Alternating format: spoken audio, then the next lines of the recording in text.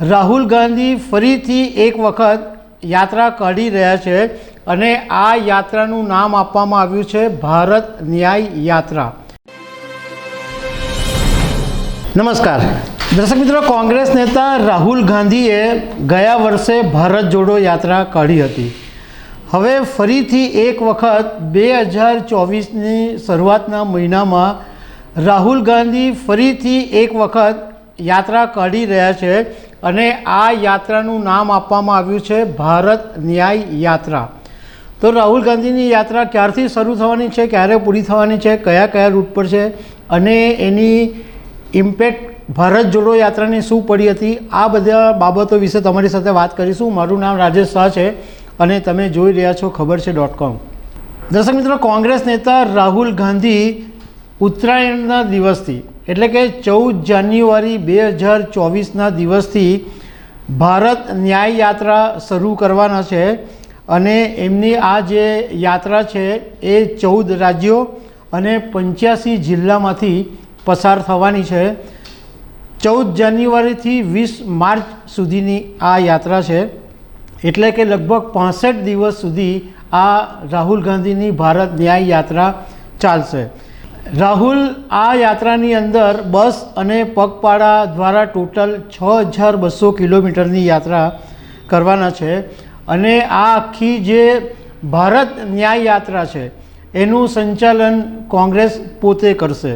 હવે આ જે રૂટ છે રાહુલ ગાંધીની જે ભારત ન્યાય યાત્રાનો, એમાં શરૂઆત મણિપુરથી થશે અને એ પછી નાગાલેન્ડ, આસામ, મેઘાલય, બંગાળ, બિહાર, ઝારખંડ, ઓડિશા, છત્તીસગઢ, ઉત્તર પ્રદેશ, મધ્યપ્રદેશ, રાજસ્થાન અને ત્યાંથી પછી મહારાષ્ટ્રના મુંબઈમાં 20 માર્ચે આ ભારત ન્યાય યાત્રા સમાપ્ત થશે। કોંગ્રેસે માહિતી આપી છે કે રાહુલ ગાંધીની આ જે ન્યાય યાત્રા છે એ કાઢવા પાછળનો હેતુ એવો છે કે દેશની જનતાને આર્થિક, સામાજિક અને રાજકીય ન્યાય મળે એ હેતુથી રાહુલ ગાંધી યાત્રા કાઢી રહ્યા છે। હવે તમને યાદ હશે કે 7 સપ્ટેમ્બર 2022થી રાહુલ ગાંધીએ ભારત જોડો યાત્રા શરૂ કરી હતી અને એ યાત્રા 30 જાન્યુઆરી 2023 સુધી ચાલી હતી।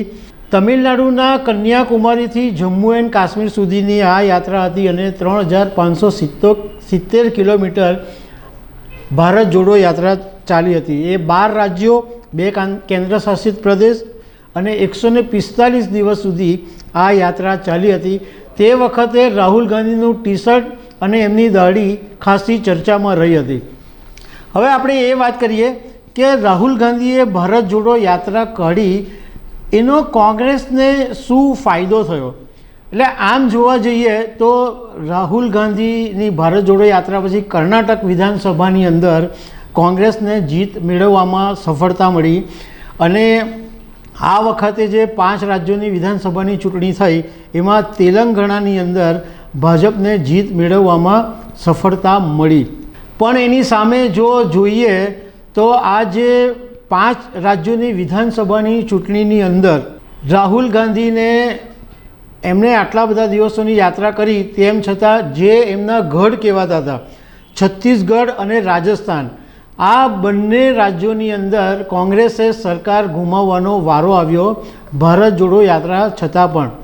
રાજકારણના જાણકારોનું કહેવું એમ છે કે ભારત જોડો યાત્રાને કારણે રાહુલ ગાંધી એક તો ચર્ચામાં આવેલા અને ઘણા બધા લોકો એમની યાત્રામાં જોડાતા હતા, સામાન્યમાં સામાન્ય લોકો એમને યાત્રામાં મળતા હતા।